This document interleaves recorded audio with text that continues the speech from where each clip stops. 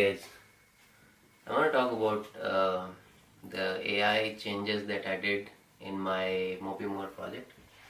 So when I did my last test and posted it almost over a month ago, I said that the next step would be to add some AI stuff. And I have done a lot of presentations, workshops where I have one one point I've always made is you have to be very careful about where you can put AI and where you cannot. In this case, AI doesn't make a lot of sense, but I wanted to do it just to check out how it works. So I'll explain why it doesn't make sense. One of the critical things while running a lawnmower on an automated mode is that it needs to be very responsive. And if your mower is running and then it suddenly detects an object, or if you want it to turn around because it's running towards a fence, towards a neighbor's yard or something, it needs to be very responsive. I have added an AI agentic flow which takes about 4 seconds in the simplest commands, much longer if it doesn't understand the command.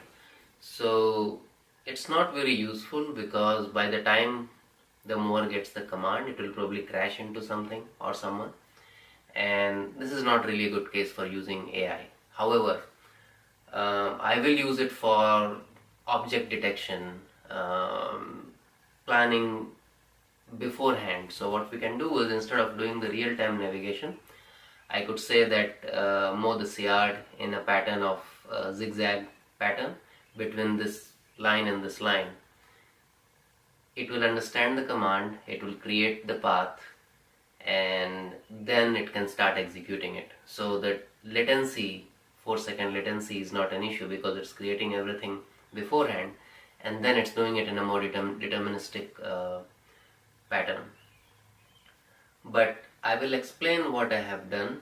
Just to explain what it is, I have right now 4 models running on this NVIDIA Jetson Orin Nano chip, which is the cheapest AI chip they have. It has about 1000 CUDA cores, 8 GB of shared GPU RAM and RAM, and pretty powerful.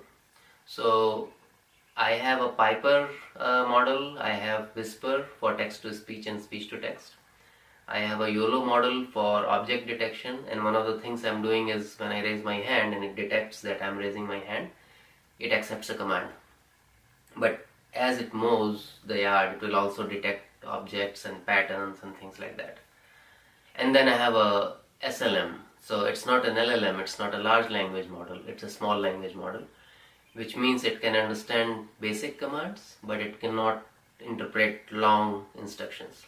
And that's something really interesting because it took me almost 2 days, which is a lot in today's AI world, almost 2 days to fine tune the entire agentic flow. I brought down the time from almost 20 seconds to down to 4 seconds now, and I had to change the where the prompt was. System prompt had to be moved to the model. It was by default it was injecting it in every call.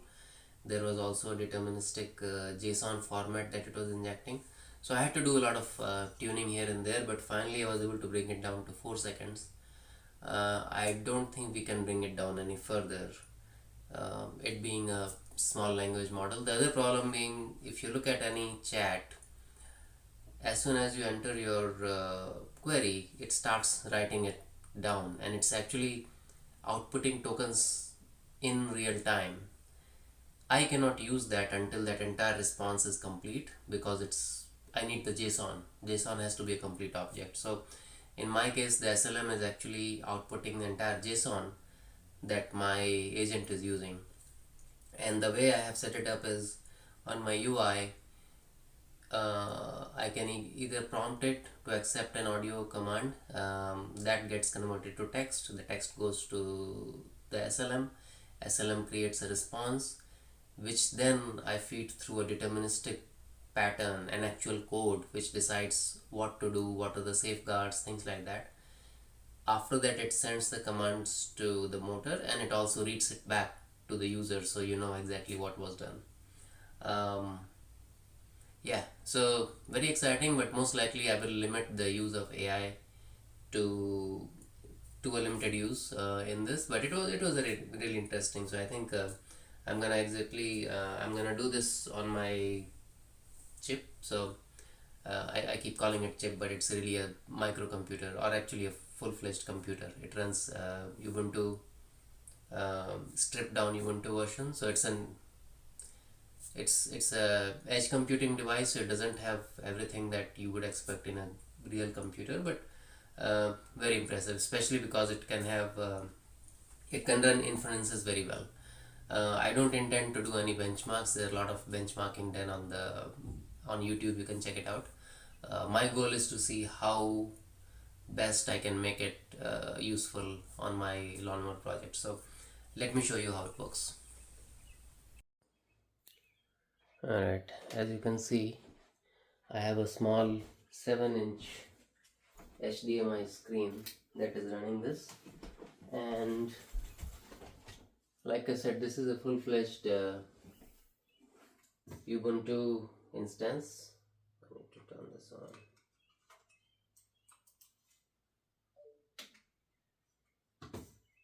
And what's happening right now is it's accepting video commands. So, right.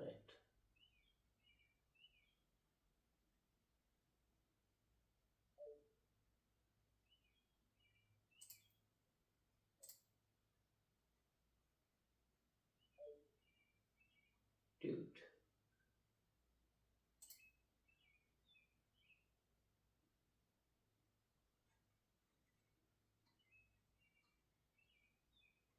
So I have different services running here, and I'm just checking why the vision service is not bringing up the webcam.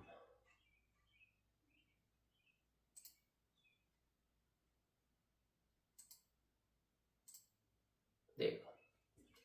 So it's freezing.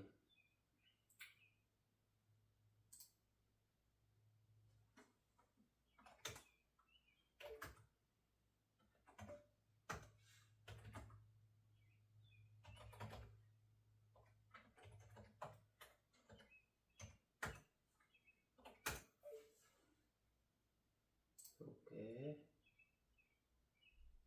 Refresh.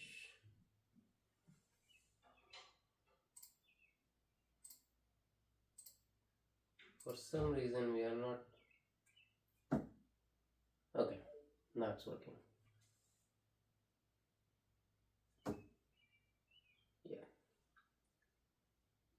So let me make sure you are getting the full screen here. Okay.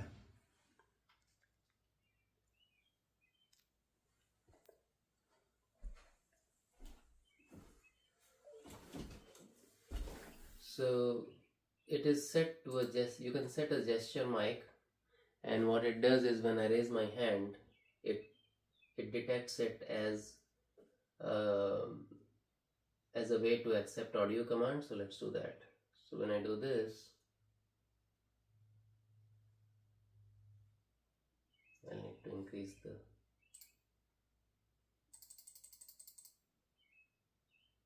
Right.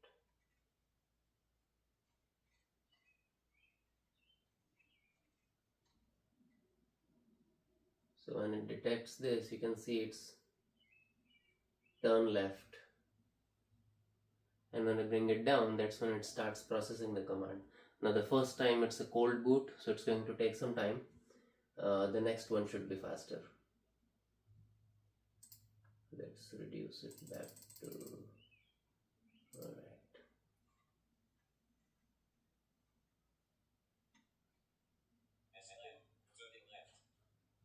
It says turning left. Now if I do this again, this should be about 4 seconds. Turn right. So now it's transcribing.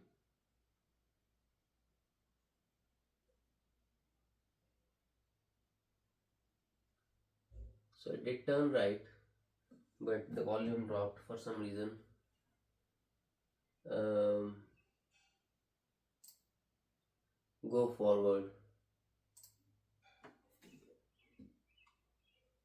and this is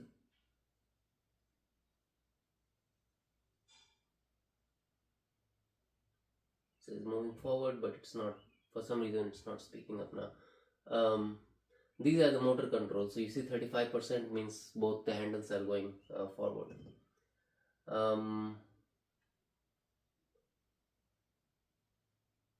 Now, I said that it's an SLM, so if you want to see here, let me do this. This is a Tiny Llama which is running under a Docker container on this. So if I say what is 2 plus 2,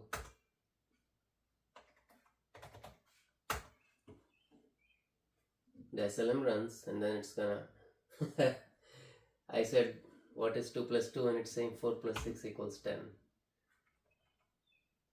And that's what happens when you have a small language model. Okay, now it says 2 plus 2. 2 and 2 are not the same thing. So when adding the numbers like this, 2 plus 2 gives you 4. The sign at the end of the number signifies that it is an addition operation. This way of writing numbers and operations is mathematical notation. Okay, so it gave somewhat a good answer. Now let's say what is 5 factorial.